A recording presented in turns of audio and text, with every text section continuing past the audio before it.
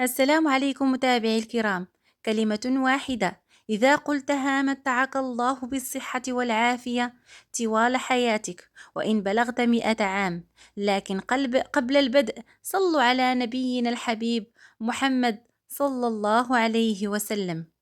روى الترمذي في سننه عن رفاعة بن رافع رضي الله عنه قال: قال النبي صلى الله عليه وسلم: إنه لم يعط عبد شيء بعد اليقين أفضل من العافية، وإنا لنسأل الله اليقين والعافية. فما أوتي أحد بعد الإيمان بالله عز وجل من السلامة والعافية في الدين والدنيا. لذلك قال النبي صلى الله عليه وسلم: من أصبح منكم آمنا في سربه معافى في جسده عنده قوت يومه فكأنما حيزت له الدنيا بحذافيرها. فليس شيء من الدنيا يهنأ لصاحبه إلا مع العافية، وهي الأمن والصحة وفراغ القلب من كل ما يكدره. وينبغي الإكثار من سؤال الله العافية استجابة لأمر رسول الله صلى الله عليه وسلم. فعن العباس بن عبد المطلب رضي الله عنه قال: قلت يا رسول الله علمني شيئا أسأله الله عز وجل. قال صلى الله عليه وسلم: سل الله العافية.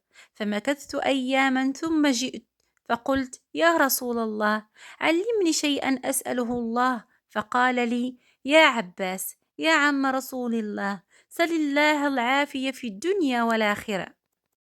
فأفضل الأدعية التي يدعو بها الإنسان ربه، والتي يحبها الله عز وجل ويحب أن يسأله العبد بها، هي سؤال العافية. لقول النبي صلى الله عليه وسلم: من فتح له منكم باب الدعاء فتحت له أبواب الرحمة، وما سأل الله شيئا يعني أحب إليه من أن يسأل العافية. وعن أنس بن مالك رضي الله عنه أن رجلا جاء إلى النبي صلى الله عليه وسلم فقال: يا رسول الله، أي الدعاء أفضل؟ قال صلى الله عليه وسلم: سل ربك العافية والمعافاة في الدنيا والآخرة، فإذا أعطيت العافية في الدنيا وأعطيتها في الآخرة فقد أفلحت. وقد ذكر العلماء الفرق بين العافية والمعافاة، وهو أن العافية أن تسلم من الأسقام والبلايا، وهي الصحة وضد المرض. أما المعافاة فهي أن يعافيك الله من الناس ويعافيهم منك، أي يغنيك عنهم ويغنيهم عنك، ويصرف أذاهم عنك وأذاك عنهم.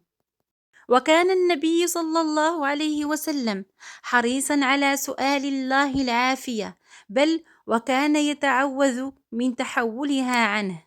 فعن عبد الله بن عمر رضي الله عنه قال: كان من دعاء رسول الله صلى الله عليه وسلم: اللهم إني أعوذ بك من زوال نعمتك وتحول عافيتك وفجاءة نقمتك وجميع سخطك.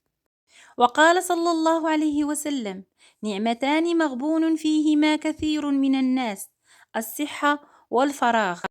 فينبغي على كل مسلم أن لا يغفل عن سؤال الله عز وجل العافية والمعافاة في الدنيا والآخرة. اللهم انفعنا بما تعلمنا وعلمنا ما جهلنا. أتمنى أن يعجبكم محتوى القناة وأن يعجبكم الفيديو، وفضلا منكم وليس أمرا أن تشتركوا فيها وتفعلوا زر الجرس ليصلكم كل جديد. والسلام عليكم ورحمة الله تعالى وبركاته. السلام عليكم متابعي الكرام. كلمة واحدة إذا قلتها متعك الله بالصحة والعافية طوال حياتك وإن بلغت 100 عام. لكن قبل البدء صلوا على نبينا الحبيب محمد صلى الله عليه وسلم.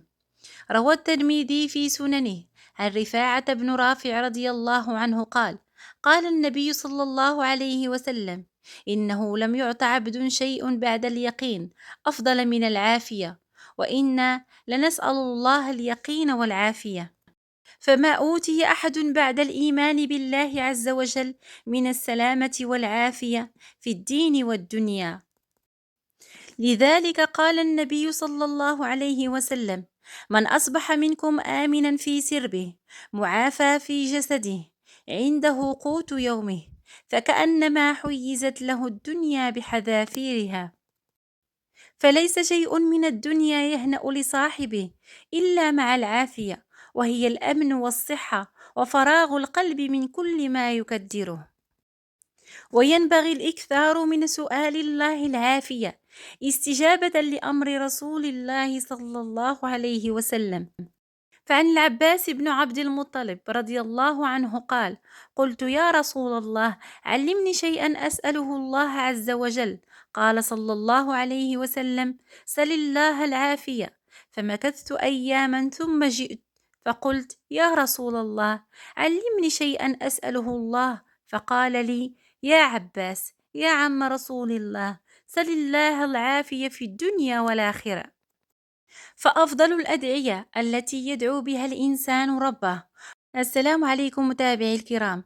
كلمة واحدة إذا قلتها متعك الله بالصحة والعافية طوال حياتك وإن بلغت 100 عام.